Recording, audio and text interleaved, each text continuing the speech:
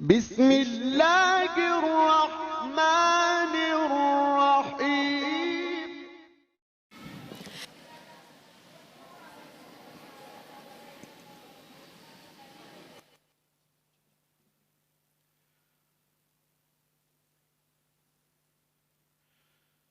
अस्सलामु अलैकुम वरहमतुल्लाहि वबरकातुह। अस्सलामु अलैकुम वरहमतुल्लाहि वबरकातुह। अस्सलामु अलैकुम वरहमतुल्लाहि वबरकातुह। अऊज़ु बिल्लाहि मिनश शैतानिर रजीम। बिस्मिल्लाहिर रहमानिर रहीम। अल्हम्दुलिल्लाहिल्लज़ी खलक़ना व रज़क़ना व अनअमना अला निअमिन ज़ाहिरन व बातिना। अफ़्ज़लुस्सलाति व अज़्कस्सलामि अला नबिय्यिना मुहम्मदिन सल्लल्लाहु अलैहि वसल्लम व अला आलिहि व सहबिहि अजमईन व अला मन इत्तबअल हुदा इला यौमिद्दीन। अम्मा बअद। क़ाल तआला फ़ी किताबिहि अल करीम या अय्यतुहन नफ्सुल मुत्मइन्नह इरजिई इला रब्बिकी रादियतम मरदिय्या फदखुली फ़ी इबादी वदखुली जन्नती। तमाम तर किबरियाई बड़ाई अच्छे कलिमात खालिक़े कायनात के लिए, राज़िक़े कायनात के लिए, मालिके कायनात के लिए, जिसके बगैर न तो आज तक किसी की बनी और न ही क़यामत तक बन सकेगी। बेशुमार सलाम रसूलुल्लाह सल्लल्लाहु अलैहि वसल्लम के वजूदे मुज़क्का पर, जिन्हें तमाम जहानों के रब ने तमाम जहानों के लिए रहमत बनाकर मबऊस किया, और वो तमाम खूबसूरत वजूद जिन्हें अल्लाह ताला ने हबीबे कायनात महबूबे कायनात सल्लल्लाहु अलैहि वसल्लम की सोहबत के लिए मुंतखब किया। रदियल्लाहु अन्हुम व रदू अन्हु। और इसी तरह तमाम औलियाए किराम रहमहुमुल्लाहु जमीअन, जिनकी ज़िंदगी कुरान मजीद और हदीस रसूल सल्लल्लाहु अलैहि वसल्लम की फ़हम हासिल करने में, उस पर अमल करने में और उसे आगे पहुँचाने में गुजरी। मैं इस दुआ के साथ आगाज़ करूँगा कि अल्लाह ताला मुझे भी और आप सबको अपने इन्हीं महबूब औलियाए किराम की सफ़ में शामिल करे। अल्लाह ताला आफ़ियत वाला मामला करे इस दुनिया में भी और आने वाली दुनिया में भी, जो मुस्तकिल रहने वाली है। बल्कि सबसे बड़ी दुआ तो मैं ये कर सकता हूँ कि अल्लाह ताला ईमान और सलामती वाली ज़िंदगी अता करे, यहाँ तक कि हमारा ख़ात्मा भी ईमान पर हो। मैं सबसे पहले तो अपने मोहतरम शेख आसन सलफ़ी हफ़िज़हुल्लाह और इसी तरह इनके अहले खाना, इनका शुक्रिया अदा करता हूँ कि जिन्होंने मुझे इस काबिल समझा कि मैं चंद बातें आप लोगों के सामने रख सकूं। मेरे लिए ये हकीकतन बहुत बड़ी सआदत की बात है, खुशी की बात है, मुसर्रत की बात है, क्योंकि मैं जब कहीं किसी जगह नसीहत करने जाता हूँ तो मैं अपने अंदर, अपने पास अल्लाह ताला का वो फरमान पाता हूँ वज़क्किर फ़इन्न ज़िक्रा तन्फ़उल मुमिनीन, कि इस आयत का मुखातिब मैं बन जाता हूँ। और नसीहत कीजिए, नसीहत अहले ईमान को फ़ायदा देती है, तो मैं भी नसीहत करने वालों में शामिल हो जाता हूँ। और इंशाअल्लाह अज़ीज़ मैं इस आयत को जिस दिन सब के सब अल्लाह के सामने होंगे, मैं इस आयत को अल्लाह ताला के सामने पेश करूँगा अपने हक़ में कि अल्लाह मैं भी नसीहत करने वालों में से था। तो हकीकतन ये बहुत बड़ी सआदत की बात है मेरे लिए। इसलिए भी सआदत की बात है कि आज मैं अपनी उन बहनों और अपनी उन बेटियों से मुखातिब होऊंगा जो तलब इल्म के लिए अपने घरों से जब निकलती थीं तो फरिश्ते जो थे वो अपने परों का साया करते थे, और जब वो पहुंचती थीं अपनी दरसगाह में, अपनी मुअल्लिमात के सामने, वहाँ भी यही सिलसिला जारी रहता था। तो मैं कायनात में एक बड़ी बाबरकत जमात के साथ गुफ्तगू कर रहा हूं, जिनकी फजीलत पर कोई बात करने की जरूरत ही नहीं है।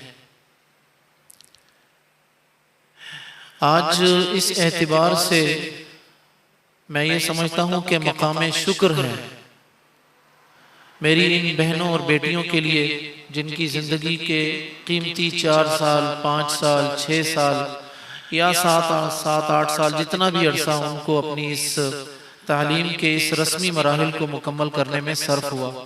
ये मकाम शुक्र है। शुक्र अदा करें, अल्लाह ताला की तौफीक के बगैर ये मुमकिन ना था। वगरना मैं ये चीज़ जानता हूँ, मैं चीज़ ये समझता भी हूँ कि इल्म की तलब और इल्म के हुसूल का जब सफ़र हम शुरू करते हैं तो बेशुमार रुकावटें हमारे सामने आती हैं। कहीं हमारी बीमारी, कहीं हमारे बहाने, कहीं हमारी नींदें, कहीं मदरसा पहुंचना हमारे लिए मुश्किल हो जाता है, कहीं माली मुश्किलात होते हैं, कहीं घर वालों के ताने होते हैं, हाजन भी की बातें हमें सुनना पड़ती हैं और हमें ये भी सुनना पड़ता है, हमें पता है तुम कितनी दीनदार हो, ये बातें हमें अपने घर से सुनना पड़ती हैं। हम हिजाब शुरू करते हैं तो हमें फिर अपने रिश्तेदारों बल्कि घर वालों की तरफ से जो बाज़-औक़ात बातें सुनना पड़ती हैं। मेरे यूनिवर्सिटी में एक तालिबा थी, उसने जब हिजाब शुरू किया था तो उसकी माँ ने उसको इतना मारा था कि वो तकरीबन 7 से 8 घंटे बेहोश हुई थी और फिर उसको 2 दिन के लिए उसके कमरे में बंद किया था, सिर्फ इसलिए कि हिजाब छोड़ दो। तो मैं समझता हूँ कि बहुत सारी रुकावटें हमारी बहनों और बेटियों, बल्कि हर वो शख्स जो दीन की तलब के लिए अपने घर से बाहर निकलता है उसके लिए मुश्किलात आती हैं। तो आज मकाम शुक्र है कि वो तमाम तर मुश्किलात, बल्कि मुश्किलात का एक पहाड़ था जिसको अबूर किया आप लोगों ने।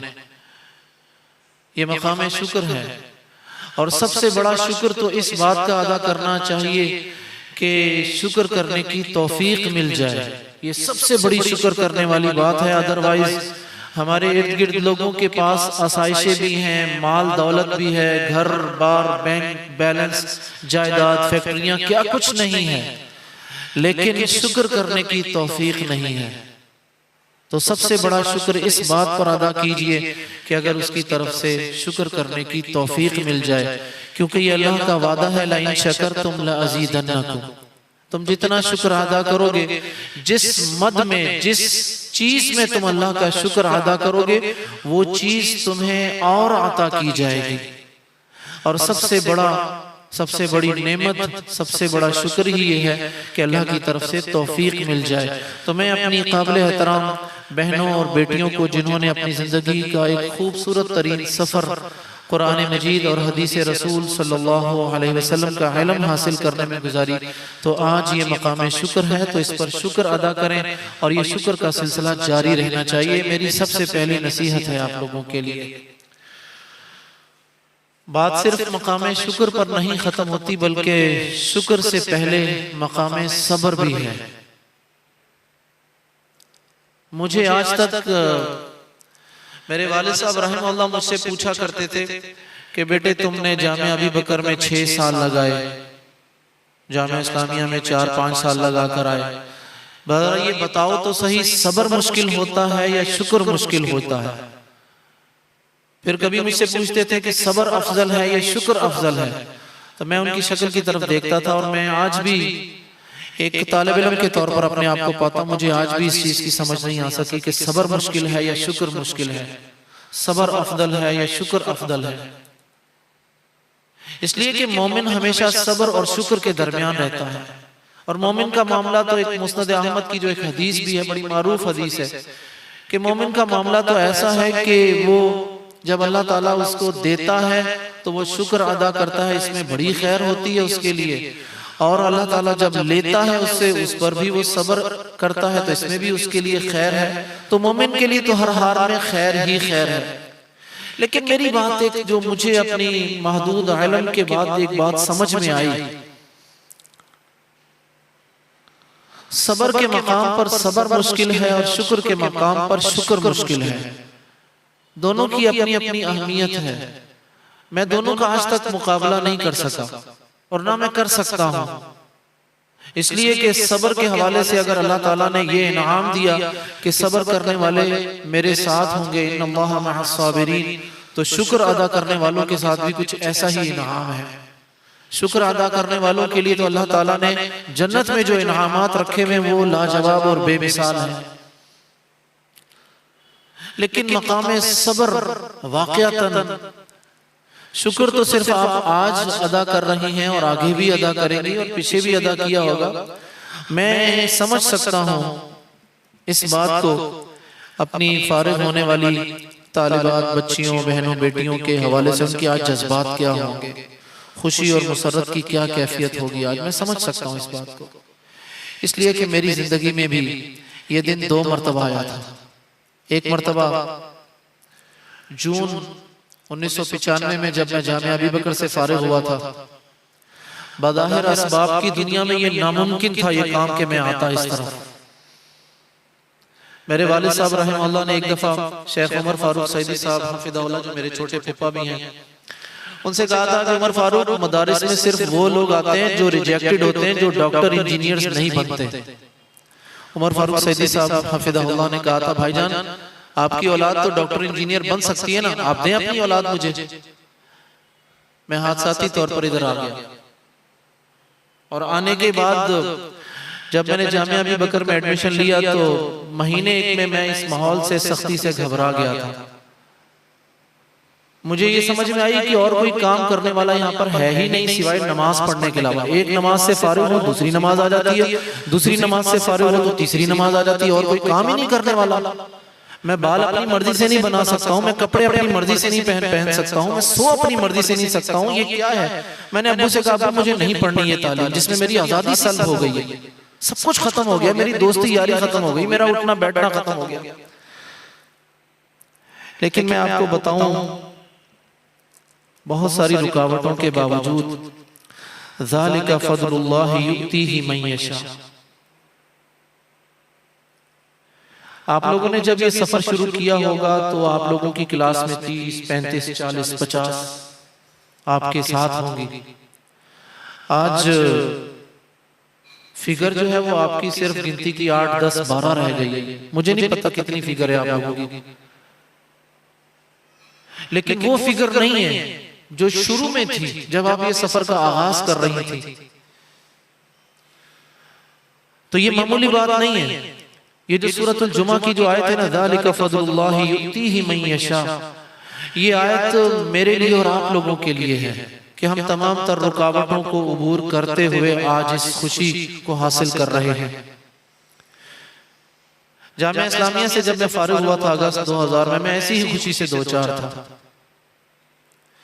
तो मैं आप फारिग होने वाली जितनी भी बच्चियां हैं, मैं उन सबसे पहले तो आप लोगों को मुबारकबाद पेश करूंगा, आप लोगों की बहुत सारी दुआएं करूंगा आप लोगों के लिए। अल्लाह ताला आप लोगों को वो कुछ आता करे जो आप लोगों ने 4 साल 6 साल में यहाँ पर हासिल करने की कोशिश की है। और मैं ये भी बताता चलूं कि सब्र और शुक्र वाला सिलसिला यहाँ खत्म नहीं होता। सब्र और शुक्र मेरी सारी जिंदगी का खुलासा है, होना भी चाहिए। तलब इल्म, हुसूल इल्म कितना मुश्किल सफर है ये मैं जानता हूँ, मैं बहुत अच्छी तरह जानता हूँ। मैं जामिया अबी बकर में सन 1989 में जब मैंने दाखिला लिया था और 2000 में जब मैं जामिया इस्लामिया से फारिग हुआ, इन 11 सालों के दौरान भी और बाद में मैं बहुत दफा मैं मदारिस से पीछे हटा हूं, लेकिन फिर मैं इस तरफ आया। अगर बल्कि मैं सबसे आप लोगों के सामने मैं अपनी क्या मिसाल रख रहा हूं, मुझे तो सबसे खूबसूरत मिसाल रखनी चाहिए। मैं आप लोगों के सामने रखता हूं मिसाल सैयदना मूसा अलैहिस्सलाम की। हुसूल इल्म के हवाले से मूसा अलैहिस्सलाम की मिसाल से बढ़कर मुझे कोई मिसाल नहीं नजर आई। कहने को मैं सलमान फारसी रज़ी अल्लाह अन्हु की मिसाल भी दे सकता हूँ, देने को मिसाल में मुसाब बिन उमैर की मिसाल भी दे सकता हूँ रज़ी अल्लाह अन्हु, देने को मिसाल में सैयदना उस्मान गनी की भी मिसाल दे सकता हूँ। लेकिन मूसा अलैहिस्सलाम सूरह कहफ पढ़िए, जब घर से बाहर निकले थे, खضر अलैहिस्सलाम के पास पहुंचते हैं, मुलाकात होती है, कहा बस आपके साथ रहना चाहता हूं, कुछ बातें सीखना चाहता हूं। कहने लगे मूसा तुम नहीं हमारे साथ चल सकते, तुम सब्र नहीं करोगे, तुम नहीं रुक सकते। कहा नहीं सब्र करूंगा, आपके साथ चलूंगा।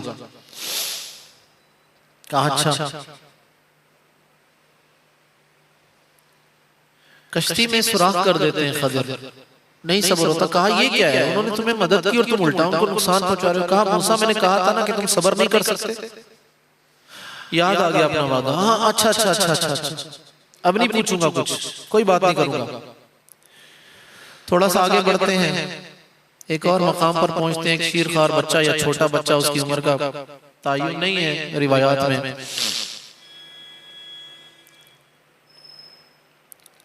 उसको कत्ल कर देते हैं मूसा अलैहिस्सलाम से। फिर सब्र नहीं होता। कहा अजीब आदमी हो भाई, उस बच्चे ने क्या बिगाड़ा था तुम्हारा? खضر कहते हैं मूसा तुमसे मैंने कहा था तुम नहीं सब्र करोगे। कहा अच्छा आखिरी मोहलत दे दो बस। आगे पहुंचते वो दीवार तामीर करने वाला किस्सा भी आप लोगों को पता है सब। मुझे ये समझ में आई कि इल्म की तलब में, हुसूल इल्म में सबसे मुश्किल काम सब्र करना होता है। और सब्र करने वाला मामला सिर्फ यहाँ ही नहीं रुकता, बल्कि आगे भी चलता है। सूरतुल असर जो है, वल असर इन्नल इंसान लफी खुस्र इल्लल्लज़ीना आमनू व अमिलुस सालिहात व तवासौ बिल हक़्क़ि व तवासौ बिस सब्र। इसमें तो सब्र का ताल्लुक ही जब दीन की रस्मी तालीम पूरी हो जाए उसके बाद शुरू किया गया। यानी कितनी बड़ी बात है कि रस्मी तालीम मुकम्मल करने के बाद सब्र की जरूरत है, सब्र की तलकीन की जा रही है एक दूसरे को। तो इल्म हासिल करने में भी सब्र की जरूरत है। इल्म हासिल करना मुमकिन है, आप शायद मैं कोशिश करूंगा आसान अल्फाज में बात करने की। इल्म हासिल करना मुश्किल काम नहीं है,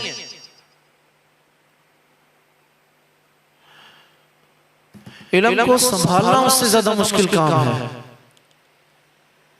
इल्म तो हम हासिल कर लेते हैं 4 साल 6 साल, सही बुखारी भी पढ़ ली, सही मुस्लिम भी पढ़ ली, तफसीर इब्ने कसीर भी पढ़ ली, उसूल तफसीर, उसूल हदीस, उसूल फिक्र, नहव, सर्फ सब कुछ पढ़ लिया।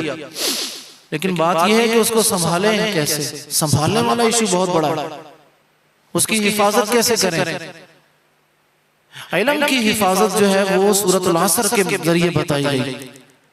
इल्लल्लज़ीना आमनू व अमिलुस सालिहात। इल्म की हिफाजत हमेशा अमल के जरिए होती है, वगरना वो इल्म जिसकी हिफाजत इल्म के जरिए ना की जाए वो वबाले जान बन जाता है। वो किसी अरबी शायर का शेर है ना, कितना खूबसूरत, अल इल्मु बिला अमलिन वबाल। इल्म जो है ना बगैर अमल के वबाले जान बन जाएगा। वल अमलु बिला इल्मिन दलाल। और अमल जो है बगैर इल्म के गुमराही है। ऐसे ही तो नहीं, रसूलुल्लाह सल्लल्लाहु अलैहि वसल्लम रोजाना सुबह की नमाज के बाद ये दुआ मांगा करते थे, अल्लाहुम्मा इन्नी अस्अलुका इल्मन नाफिअन व रिज़्क़न तय्यिबन व अमलन मुतक़ब्बला। रोजाना इल्म नाफि और अमल साले की दुआएं मांगा करते थे। कौन मांगता था? रसूलुल्लाह सल्लल्लाहु अलैहि वसल्लम। तो इल्म को संभालने वाला काम जो है ना, अब यहाँ से वो काम शुरू हो गया। मुझे बहुत अच्छी तरह याद है कि मैं जब जामिया इस्लामिया से फारिग हुआ था तो शेख अब्दुल मोहसिन अल अब्बाद हफिज़हुल्लाह जो मेरे उस्ताद भी हैं हदीस में, मैंने उनसे कहा कि शेख एक अलविदाई नसीहत कर दीजिए। तो कहने लगे 4 साल जो पढ़ा वो सारी इतनी नसीहतें काफी नहीं। मैंने कहा शेख फिर भी अलविदाई नसीहत कर दीजिए, पता नहीं दोबारा मुलाकात हो सके ना हो सके। शेख हफिज़हुल्लाह ने क्या कहा था कि फैजुल अबरार हमने तुम्हें पढ़ना सिखा दिया, जाओ पढ़ना शुरू करो।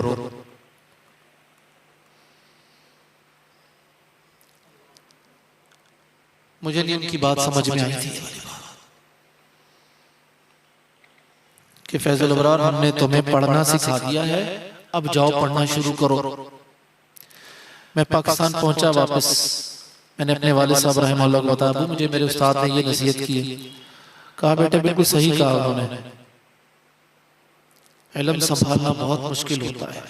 शुरू शुरू में जब इल्म आता है ना तो वल्लाही दौलत का गुरूर तकब्बुर इतना नुकसान नहीं देता, इख्तिदार का नशा इतना नुकसान नहीं देता जितना इल्म का गुरूर तकब्बुर तबाह कर देता है बंदे को। अगर उसके साथ अल्लाह ताला का फजल करम ना हो तो इल्म को संभालिए अमल साले के जरिए। जो कुछ अल्लाह ने आपको अता किया है ना, ये इतनी बड़ी नेमत है, इतनी बड़ी नेमत है कि आप सोच भी नहीं सकती। आप लोगों को पता है कि आप लोग इस 4 साल 6 साल का सफर तय करने के बाद आप लोगों का ताल्लुक किस खूबसूरत सिलसिले के साथ जा जुड़ा है, आप लोगों को पता है इस बात का। मेरी काबिल एहतराम माओ बहनों और बेटियों, आप लोगों का ताल्लुक उस खूबसूरत सिलसिले से जा जुड़ा है जिसका आगाज, जिसकी पहली कड़ी फतलक़ा आदम मिन रब्बिही कलिमातिन फताब अलैहि इन्नहु हुवत तव्वाबुर रहीम। आप वहां तक जा पहुंची, बहुत बड़ी बात है। कायनात का सबसे पहला उस्ताद अल्लाह ताला, वअल्लम आदम अल अस्माअ कुल्लहा। सबसे पहले उस्ताद अल्लाह ताला थे और सबसे पहले शागिर्द आदम अलैहिस्सलाम थे। ये पहली कड़ी थी। उसी कड़ी का एक सिलसिला रसूलुल्लाह सल्लल्लाहु अलैहि वसल्लम भी थे। दारे अरकम में आप बैठकर अपने सहाबा को पढ़ाया करते थे, कुरान मजीद की तालीम दिया करते थे, मस्जिद नबवी में पढ़ाया करते थे, जो असहाबे सुफ़ा थे वो पढ़ा करते थे। उसी सिलसिले की कड़ी जो थे वो इमाम बुखारी रहमतुल्लाह थे, जिनकी किताब आपने पढ़ी होगी। उसी सिलसिले की कड़ी थी इमाम अबू हनीफा रहमतुल्लाह, उसी सिलसिले की कड़ी थी इमाम मालिक, इमाम शाफिई, इमाम अहमद इब्न हंबल रहमतुल्लाह, इमाम इब्न तैमिया। चलते जाइए चलते जाइए चलते जाइए। सनाउल्लाह अमर तसरी रहमतुल्लाह, आ जाइए आगे शेख सनाउल्लाह मदनी हफिज़हुल्लाह, और आ जाइए बहुत कुछ अपने इस दौर तक आ जाइए। आप लोगों का सिलसिला उस खूबसूरत सिलसिले के साथ जा जुड़ा है। ये इंतखाब मामूली नहीं है, ये बहुत बड़ा इंतखाब है। मैं पूरी जिम्मेदारी के साथ आपको एक बात बताता हूं, मैं मदारिस में भी पढ़ाता हूं और मैं यूनिवर्सिटी कॉलेजेस में भी पढ़ाता हूं। मैंने दोनों माहौल देखे हुए। मैं हल्फन ये बात आप लोगों के सामने कह रहा हूं, अपनी जिंदगी का पूरा तजुर्बा। जितना एहतराम, जितनी ताज़ीम, जितनी तकरीम मुझे मदारिस में अपने तलबा से मिली है, वो मुझे अपनी यूनिवर्सिटी के स्टूडेंट से वो चीज नहीं मिली। मदारिस का सिलसिला चूंकि वो वहां पर अल्लाह की और अल्लाह के रसूल की बात होती है, ये उस खूबसूरत सिलसिले की मौजूदा हमारे सामने कड़ी है। ये अल्लाह का इंतखाब है आप लोग।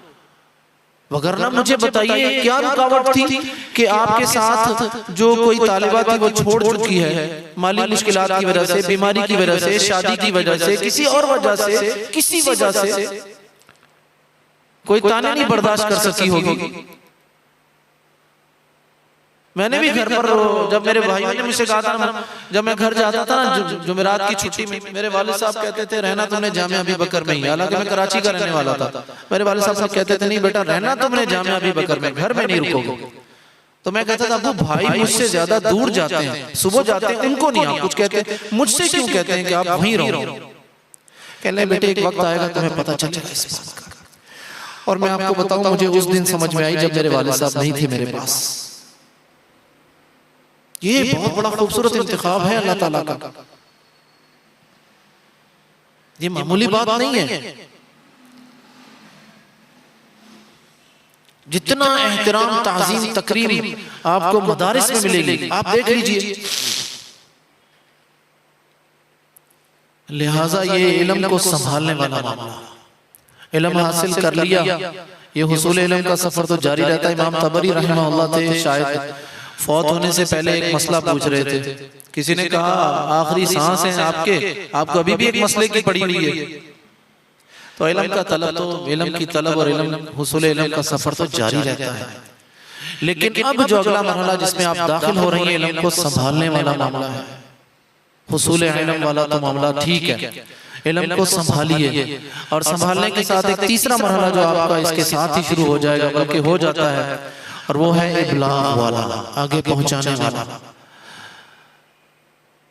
मैं सूरत कहफ जब मैं पढ़ाता हूँ ना, मूसा अलैहिस्सलाम और खदिर अलैहिस्सलाम का किस्सा,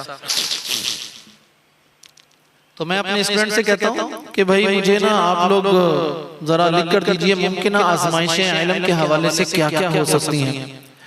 एक स्टूडेंट थी मेरी, उसने इल्म के हवाले से ना ये सारी चीजें उसने कैटेगराइज कर दिया।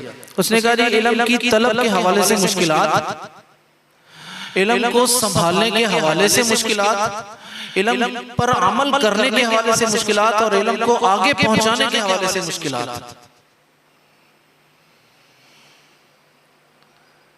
तो मुश्किलात तो आपको हर जगह मिलेंगी, यानी सब्र का मामला भी खत्म नहीं हुआ, सब्र की अभी आपको जरूरत है, और अभी आपको सब्र करना सिखा दिया गया है।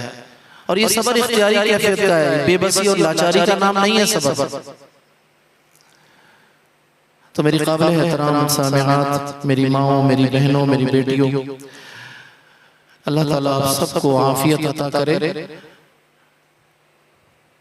सब्र और शुक्र इन दोनों को अपने साथ रखिए हमेशा के लिए, बहुत अहमियत की चीज है। इल्म जो है ना, ये जो हम हासिल कर रहे हैं, मेरे लिए एक आसानी हो गई अल्हम्दुलिल्लाह। एक तो मुझे गुफ्तगू के दौरान दो मशाइख के सामने बिठा दिया गया, तो एक शेख उठकर जा रहे हैं, शेख इसाक साहब, मेरे लिए आसानी हो जाती है। हमारे लिए बड़ा इम्तिहान होता है, हमारे मशाइख सामने बिठाकर, शेख हसन सल्फी साहब को सामने बिठा दिया, इधर शेख साहब बैठे हैं, अब्दुल रज़ाक साहब। बाल शेख साहब, मैं अपना जो है ना वो सबक थोड़ा थोड़ा सा सुना रहा हूँ, इंशाअल्लाह अज़ीज़, जहाँ कोई गलती हो इस्लाह कीजिएगा मेरी, आमीन अल्लाहुम्मा आमीन। ये जो हुसूल इल्म वाला मामला था, इल्म को संभालने वाला, इल्म को आगे पहुंचाने वाला मामला, अब इसके साथ करना क्या है, ये सबसे अहम सवाल है। मैं आपको बताऊं कि दीन जो है ना, वो महज इबादत का नाम नहीं है। दीन ऐसा नहीं है कि आपको सिर्फ नमाज, रोजा, हज, ज़कात सिखा रहा है बस, नो, ऐसा नहीं। दीन आपको, जिसके हवाले से कुरान मजीद में मिलता है ना, या अय्युहल्लज़ीना आमनू उदखुलू फिस्सिल्मि काफ़ा, भाई दीन में पूरे पूरे दाखिल हो जाओ। ये पूरे पूरे दाखिल होने का मतलब क्या है भाई? अपनी खुशी गमी के साथ, अपनी मोहब्बत और नफरतों साथ, अपने लड़ाई झगड़ों साथ, अपने मसाइल के साथ पूरे पूरे दाखिल हो जाओ। अपनी पसंद नापसंद नहीं चलेगी। अब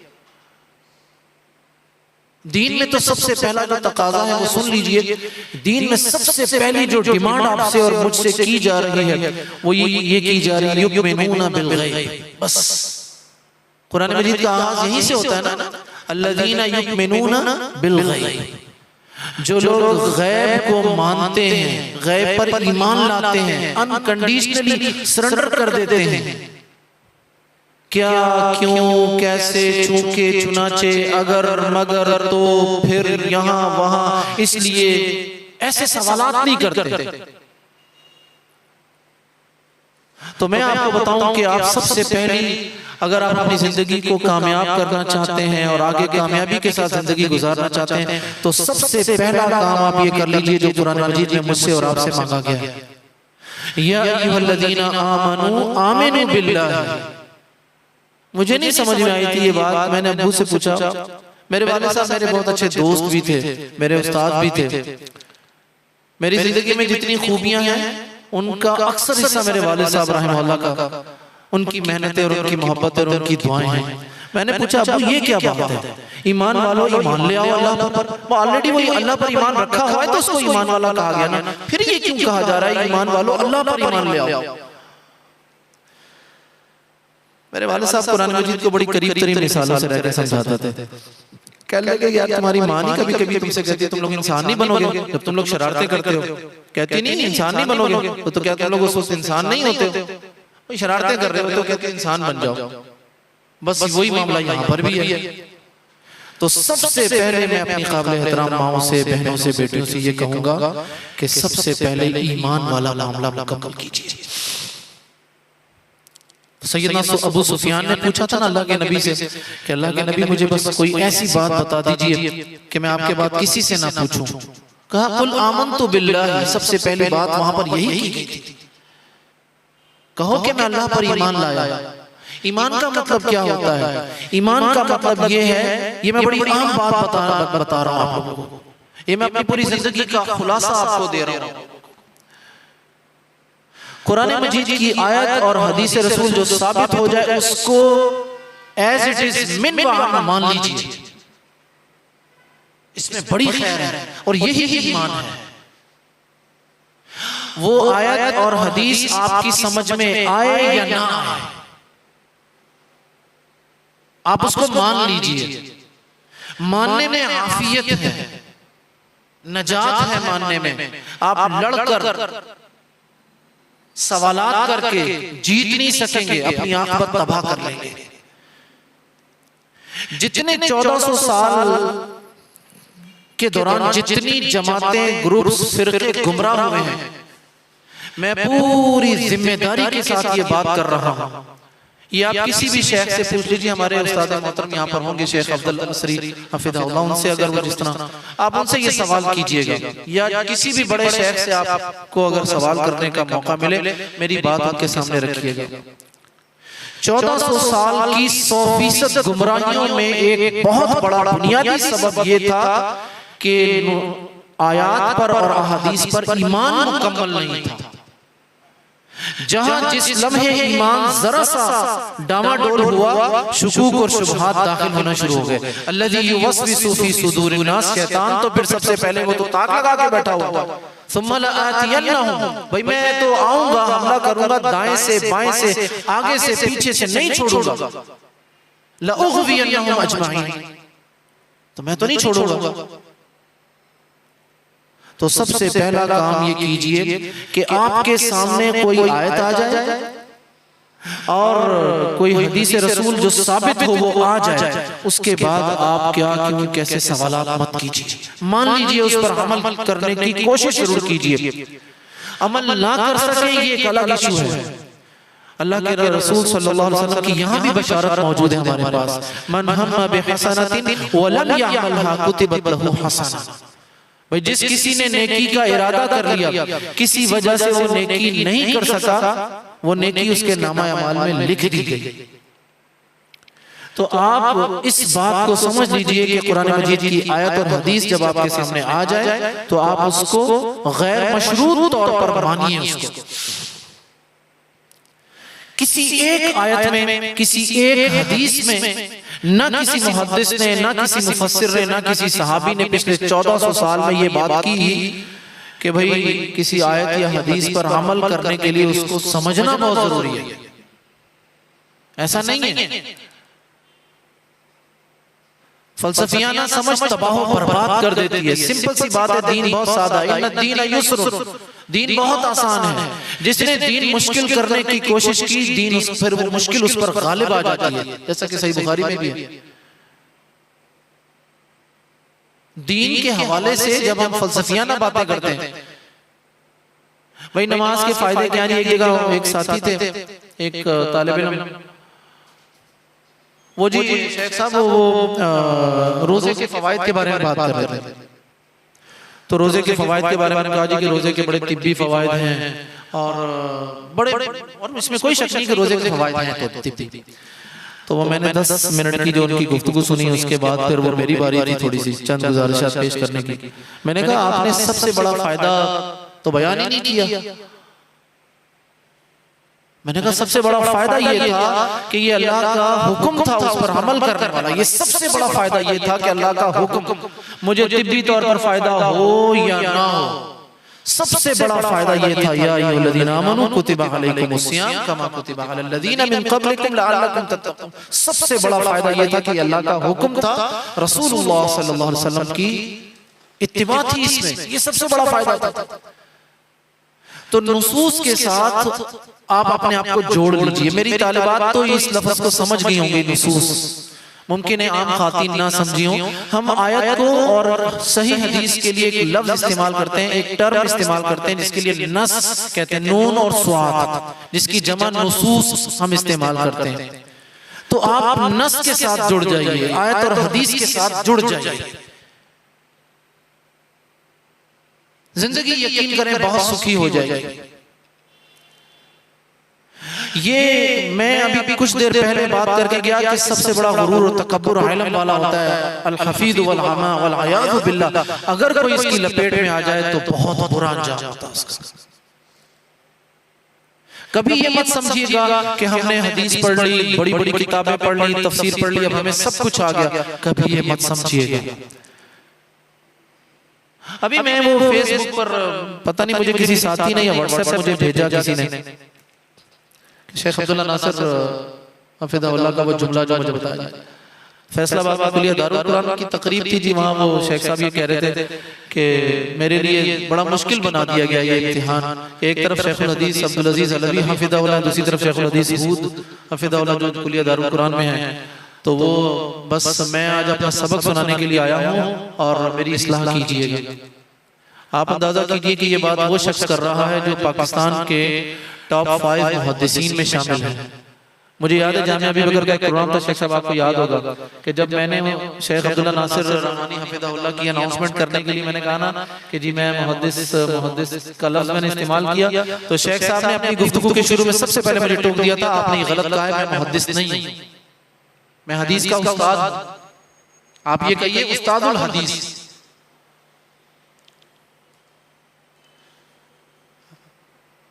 तकब्बुर और गुरूर मुझे और आपको ज़ेब देता ही नहीं, वैसे भी हमारा काम भी नहीं है, तो अल्लाह ताला को ज़ेब देता है। हदीस में है ना, हदीस कुदसी में भी। जामिया इस्लामिया से फारिग होने के बाद शायद मेरी आजमाइश थी,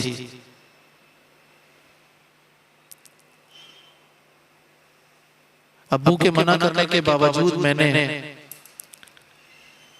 तकदीर के मसले को पढ़ना शुरू कर दिया। वो तकदीर का मसला मैंने ऐसा पढ़ना शुरू किया, यकीन कीजिए कि 3 महीने, उन 3 महीनों में दरमियान में रोजे भी आए थे। ना रोजों का पता था, ना मुझे नमाजों का पता था।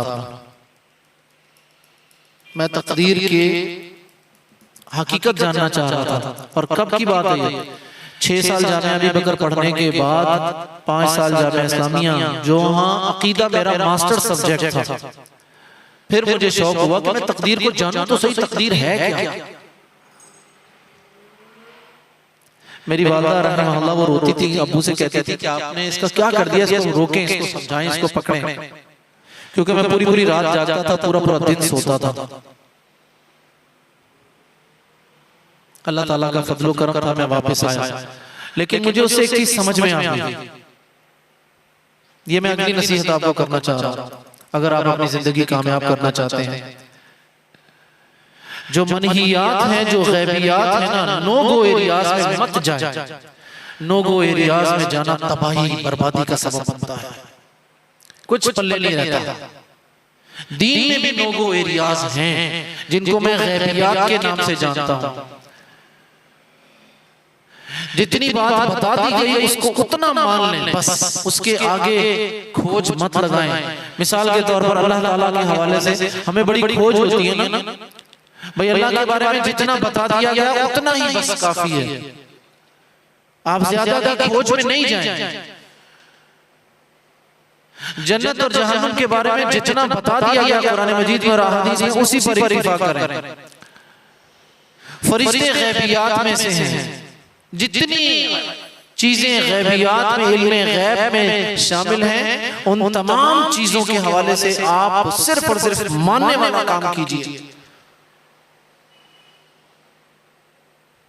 इसलिए कि वमा ऊतीतुम मिनल इल्मि इल्ला कलीला, मेरी और आपको, मुझे और आपको बहुत थोड़ा इल्म दिया गया है। मेरी तो ये औकात है कि मुझे दीवार के पार मुझे कुछ नजर नहीं आ रहा, मुझे तो दीवार के पार की आवाज नहीं सुनाई दे रही, मुझे अभी ये नहीं पता कि 10 मिनट के बाद होगा क्या। इस औकात पर मैं जानना चाहता हूं गैबियात को, जिसको मैं ना देख सकता हूं ना मैं छू सकता हूं, जिसके बारे में मुझे कुरान मजीद में कुछ नहीं बताया गया, जिसके बारे में मुझे हदीस में कुछ नहीं दिया गया, मैं उसकी खोज में लगा। आपके सामने बहुत आजमाइशें आएंगी दीन के इबलाग के हवाले से, दीन आगे पहुंचाने के हवाले से, दीन पर अमल करने के हवाले से।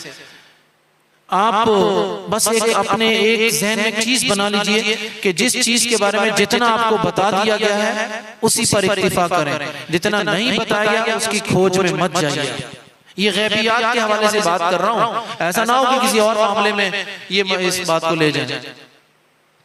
इबादत हैं, मामलात हैं, अखलाकियात हैं, जो हमारे मसाइल हैं उसमें अपने उलमा से पूछिए। फसअलू अहल ज़िक्र इन कुंतुम ला तअलमून, बिल्कुल पूछें। लेकिन जो गैबियात वाले मामलात हैं उसमें बच जाइए, इसलिए कि इस वक्त मैं चूंकि सोशल मीडिया पर भी मौजूद हूँ, सबसे बड़ा फितना इल्हाद का जो मौजूद है हमारे पास, दीन से दूरी का जो मौजूद है, वो शुकूक और शुबहात का जो मौजूद है, उसमें सबसे बड़ा बुनियादी सबब यही है कि मेरा आयत पर और हदीस पर गैर मुतसलसल और गैर मशरूत ईमान बाकी नहीं रहा। मैं आज बहुत सारी चीजों को मैं आज भी नहीं समझ सका हूं। मेरे सामने ये 3-4 मशाइख बैठे हुए हैं, ये भी मेरी तरह ही होंगे, इनके पास भी यही चीज होगी। मुझे पिछले 1400 साल से आज तक ये बात समझ में नहीं आई कि एक रकात में 2 सजदे क्यों होते हैं। ऐसा ही है, मुझे नहीं आज तक समझ में आई ये वाली बात, क़यामत तक नहीं समझ में आएगी ये वाली बात।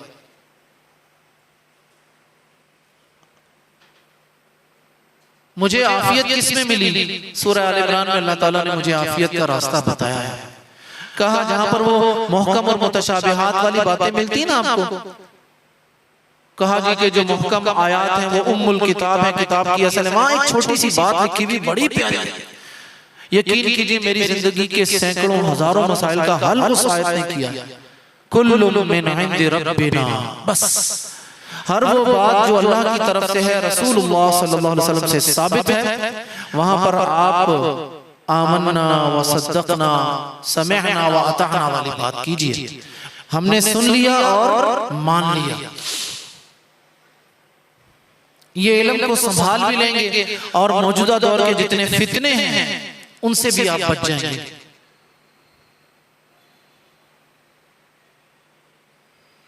इल्म जो है ना वो आपको सिर्फ और सिर्फ इबादतें नहीं बताता, बल्कि इल्म आपको जिंदगी गुजारने का ढंग देता है। मेरी काबिल एहतराम माओ, बहनों और बेटियों, अल्लाह ताला ने जो आप लोगों को जो मकाम दिया हुआ है ना, मैं शायद पहले भी कभी अपनी किसी गुफ्तगू में ये बात कर चुका हूं कि एक औरत की 4 हैसियतें होती हैं, माँ, बीवी, बहन, बेटी। आप लोग माशाल्लाह से अपनी असातिज़ा से आपने जो इल्म हासिल किया, आप लोग कंपैरिजन कीजिएगा, माँ के साथ बाप का कंपैरिजन करें, भाई का बहन के साथ भाई का कंपैरिजन करें, ठीक है, बेटी के साथ बेटे का कंपैरिजन करें, बीवी के साथ शौहर का कंपैरिजन करें। हर रिश्ते में, हर तकाबुल में आपको औरत मर्द से अफजल नजर आएगी, मकाम और मर्तबे के एतबार से, अहमियत के एतबार से। माँ है तो वो आप लोगों को मालूम है, वो सहाबी का किस्सा याद है ना आपको, जिसने आके अल्लाह के नबी से पूछा था, 3 मरतबा अल्लाह के नबी ने कहा था तेरी माँ, तेरी माँ, तेरी माँ, चौथे नंबर पर आके कहा था तेरा बाप। सूरह लुक़मान में बतौर खास कहा गया इस बात को। ये माँ है जो तकलीफें उठाकर जन्म देती है। बीवी की तरफ आ जाए तो हमारे पास सबसे बल्कि मिसाली बीवी का जो अगर मैं कहता हूं तो मेरे सामने सैयदा खदीजा रज़ियल्लाहु अन्हा आ जाती हैं। मैं मिसाली बहन की बात करूं तो मेरे सामने ये सहाबियात के जिक्र आ जाते हैं। बेटियों की बात करूं तो सैयदा ज़ैनब मुझे नजर आती हैं, जिनसे जो सैयदा ज़ैनब वाला किस्सा यकीन करें पढ़े आप, ईमान ताजा करने वाला किस्सा है। सैयदा ज़ैनब जब मक्के से निकली थी हिजरत के लिए, बड़ा जबरदस्त सफर है ये। मदीने जब पहुंचती हैं तो उस वक्त लहूलुहान होती हैं जख्मों से। एक बाप ने अपनी बेटी को देखा था, अल्लाह के नबी बाप भी तो थे ना, जब बेटी को देखा था ना तो आंख में आंसू आ गए थे। कहा था हिया अफदलु बनाती उसीबत फिया, ऐसे कहा ये मेरी अफदल बेटी है जो मेरी वजह से सताई गई है, दीन की वजह से सताई गई। और उस सफर के वजह से ही सैयदा ज़ैनब की बाद में डेथ होती है। एक और सहाबिया मुझे अचानक अभी याद आ गई, एक बड़ा एक शैतान सिफ्त नाम है हमारे पास, अबू जहल। अबू जहल की बेटी थी उम्मे कुलसूम रज़ियल्लाहु अन्हा। उस बच्ची के, उस बेटी के उसके ईमान लाने का वाकया पढ़े हैं, फिर मक्का से मदीना हिजरत का वाकया पढ़िए। सैयदा उम्मे कुलसूम रज़ियल्लाहु अन्हा, कमाल वाकया है। और पता है आपको जब उन्होंने हिजरत की थी कितनी उम्र थी उस वक्त? शेख साहब उनकी उम्र 15 साल थी उस वक्त। 15 साल की उम्र में हमारी इस